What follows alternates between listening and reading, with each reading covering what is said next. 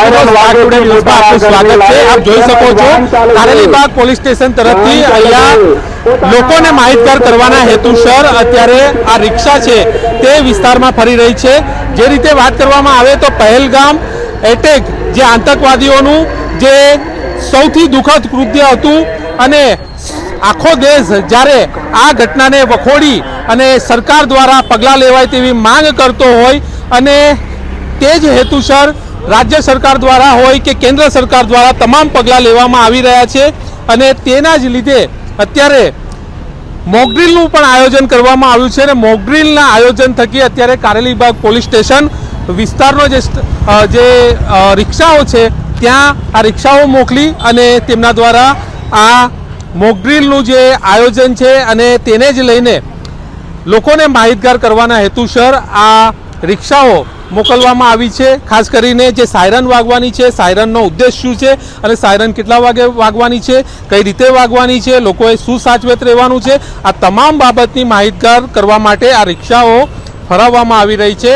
Karelibaug police station no जे staff छे साथे साथे जे संस्थाओ पण छे तेमां आमां जोडाई छे अने साथे साथे वात करवामां आवे तो समग्र वडोदरा शहर में आज मोकड्रील योजाई हती। सायरन वागीने लोकोने सचेत पण करवामां आव्या हता अने अत्यारे पण ज्यारे 7 वागे ब्लेक आउट थवानुं छे तेने पण माहिती आपवा माटे आ रिक्षाओ फरावी अने लोकोने माहितगार करवामां आवी रह्या छे।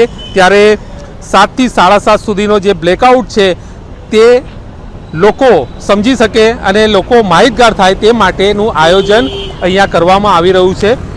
त्यारे આપણે આ બાબતે જ વાત કરીશું। શું કહેવા માંગશો? જે રીતે સરકારનો આદેશ છે સાયરન વગાડીને લોકોને માહિતગાર કરવામાં આવી રહ્યા છે, અત્યારે બ્લેકઆઉટ પણ 7 વાગે થવા જઈ રહ્યું છે, રિક્ષા થકી લોકોને માહિતગાર કરવાના હેતુસર આ મેસેજ પણ પહોંચાડવામાં આવી રહ્યો, શું કહેશો?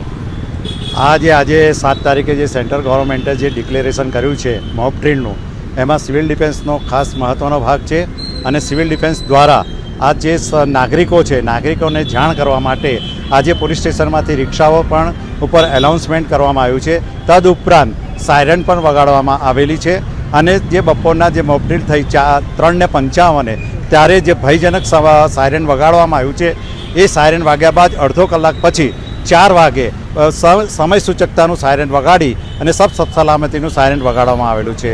આ એક જે બોમ્બ પોઇન્ટિંગ થાય તે વખતે જે દુશ્મન દેશોના જહાજો આપણા શહેર ઉપર જ્યારે દુશ્મનો એટેક કરે છે તેના વખતે જે આ સાયરન વગાડવામાં આવે છે અને આપણે પબ્લિકને જાણ કરવામાં આવે છે જેથી કરીને જાનહાનિને માલની નુકસાન થાય નહીં અને આત્મસંરક્ષણ થઈ શકે।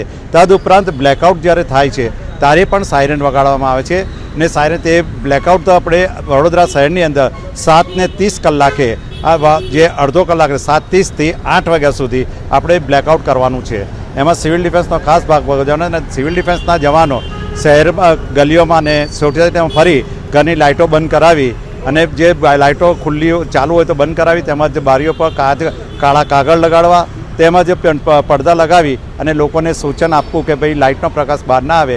આ પ્રકાશ બહાર આવવાથી આપણા દેશ ઉપર આપણા શહેર ઉપર ઘણું નુકસાનકારક થઈ શકે એમ છે, દુશ્મન દેશો આપણી ઉપર એટેક કરી શકે એમ છે। આ સમજ આપવા માટે અવેરનેસનો પ્રોગ્રામ જે રાખવામાં આવ્યો છે એને સારી રીતે પરિપૂર્ણ કરવા માટે પબ્લિકને સહકાર આપવા માટે વિનંતી કરવામાં આવે છે।